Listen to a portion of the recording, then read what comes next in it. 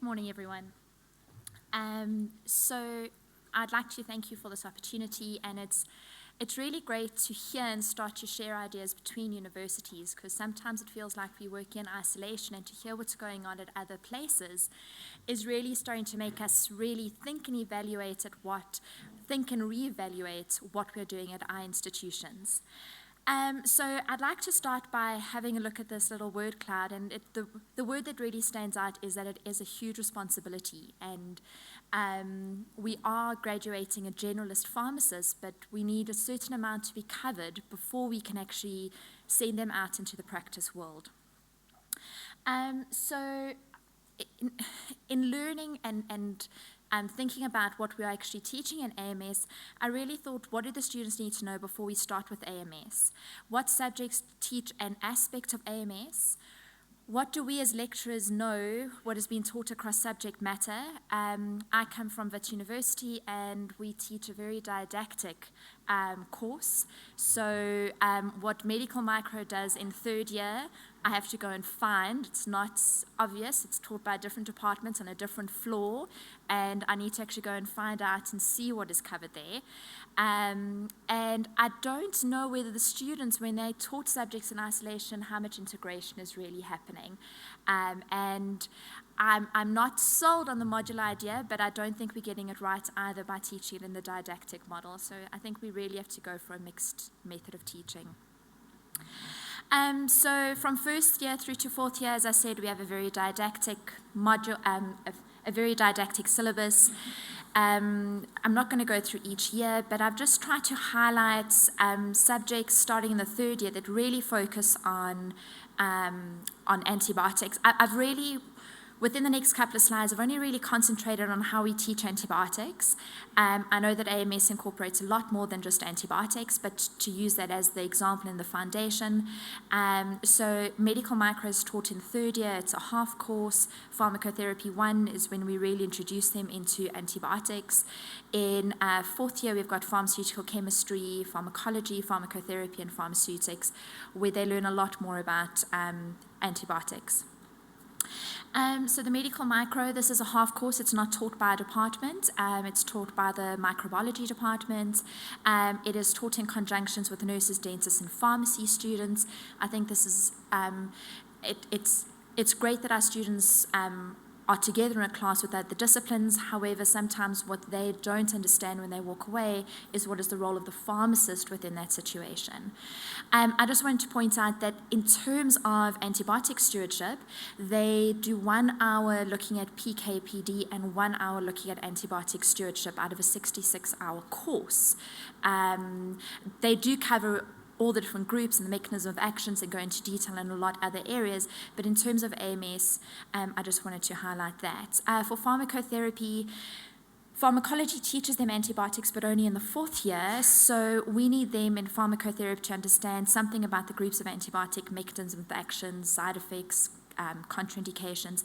So we teach them what they need to know to get through third year pharmacotherapy before they retaught that in pharmacology in fourth year. In fourth year, we have a 6 to 8 hour course on antibiotic stewardship. Then in pharmaceutical microbiology, this is in fourth year, we have a component, it consists of lectures as well as a practical component where the students are actually able to get into the labs and put into practice and to calculate the MIC values, to have a look at culturing, to have a look at those techniques, to go through the hand washing procedures. In fourth year, we are then mainly looking at the structure-activity relationships, resistant mechanisms, in terms of the chemistry. Looking at the number of hours, I know that the medical micro course doesn't only consist of antibiotics, so 66 hours might be heavily weighted, but in all the others, we are actually spending about 122 hours in total on antibiotics. And looking at the other programs from other universities, it seems that we are focusing a lot on antibiotics. And I'm just wondering how much the students are leaving with. Are they leading, well, especially from our institution, are they integrating information across these subjects?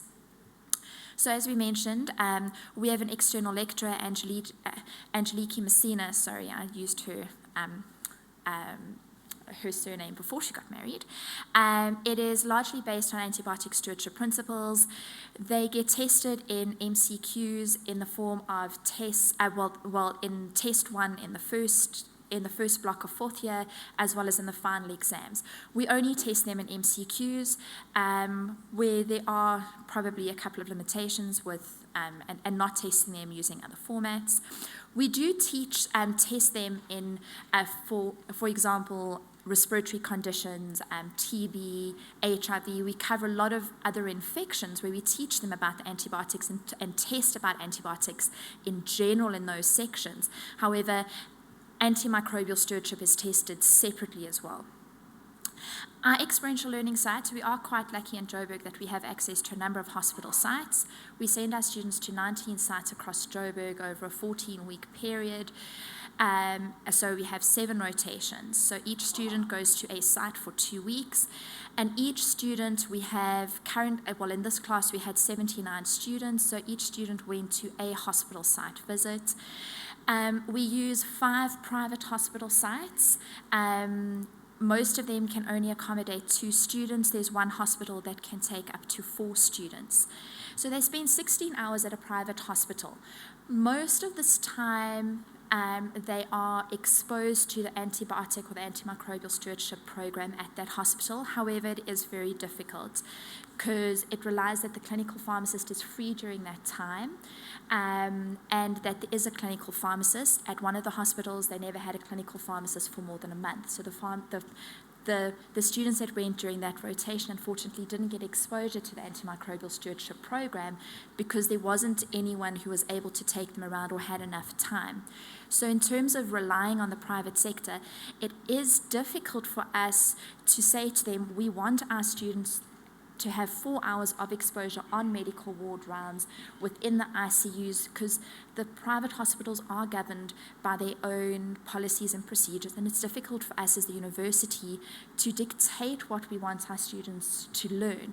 We do have discussions about learning outcomes. However, it's very difficult to say we need our students to learn the following at all costs. So we definitely have our students getting the exposure. Are they able to apply what they have been taught? It is very difficult for us to assess. There's a large variation in experience from site to site. So we use 5 hospitals, 5 private hospitals. We use 4 academic hospitals. We cannot expect that each student is going to get the same type of exposure.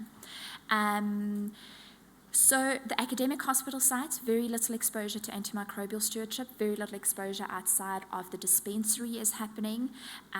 So we would really like to focus on that in the future, and hopefully we can grow that. We do assess our students. Our students need to identify one clinical activity they've been exposed to. Again, difficult for us to say it has to be antimicrobial stewardship. However, 90% of the submissions are on antimicrobial stewardship. They need to describe what they've learned, and they need to have a look at how they would possibly apply this within their future. This is kind of in line with how the interns are expected to submit learning activities or the CPD activities during their internship. So how do students piece together information and experiential learning activities and beyond? It really is a puzzle, and in the real-world situation, I'm not too sure that we are winning. I think that we need to do a lot more assessment in this area. VITS has a major focus on antibiotics, but we need to start questioning what about the rest, fungal and viral infections, the didactic model of teaching. I'm not too sure how this is going to, whether we are winning the war here, and application of antibiotic stewardship is difficult within the experiential learning program, and we need to look at how we do expand. Thank you very much.